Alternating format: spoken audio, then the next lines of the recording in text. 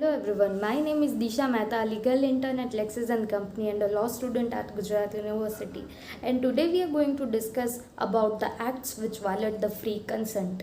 So first of all, what do you mean by the term consent? So for a contract to be valid, the consent of the parties must be genuine. The principle of consensus ad idem is followed, which means that the parties entering into contract must mean the same thing in the same sense.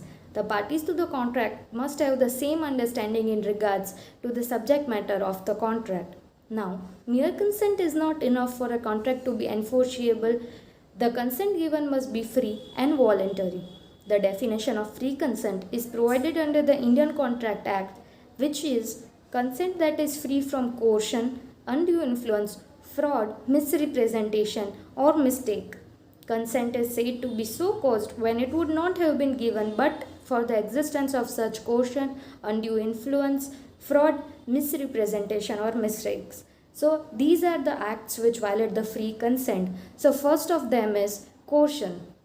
So what do you mean by the term coercion? So coercion is the committing or threatening to commit any act forbidden by the Indian Penal Code or the unlawful detaining or threatening to detain any property to the prejudice of any person whatever with the intention of causing any person to enter into an agreement. A point to be remembered is that it is not necessary that IPC is applicable at the place the consent was obtained. A very crucial part of the law is the phrase to the prejudice of any person whatever, which means that the coercion could be direct against the prejudice of any person and not just the party to the contract. It is also necessary that only the party to the contract causes the coercion. Even a third party to the contract can cause coercion to obtain the consent, as it was seen in the case of Ranganayakamma versus Alvar Sethi, where a widow was coerced into adopting a boy by the boy's parents by not allowing the corpse of the widow's husband to be removed from the home until the adoption is made. So this is the term of coercion. The next one is fraud. So a consent is not said to be free when it has been obtained by the means of fraud. In such cases, the contract becomes voidable at the option of the party whose consent was obtained by the means of fraud. Moreover, fraud is also a tort where action for damages can lie. The Indian Contract Act 1872 gives the definition of the term fraud.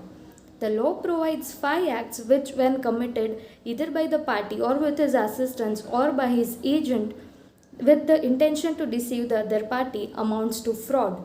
Those acts are a suggestion to a fact which is false by a party who believes it to be false.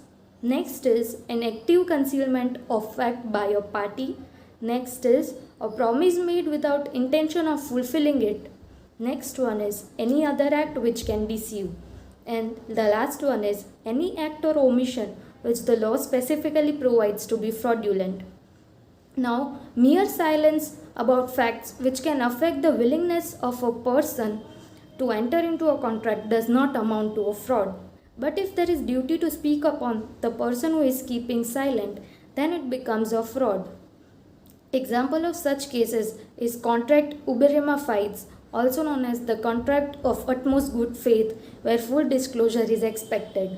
So this is the first part of video, and we had already discussed about coercion and fraud. And in the next part of the video, we will discuss the remaining of the same. So if you have any doubts, please write it in the comment box down below, and please like it. Thank you.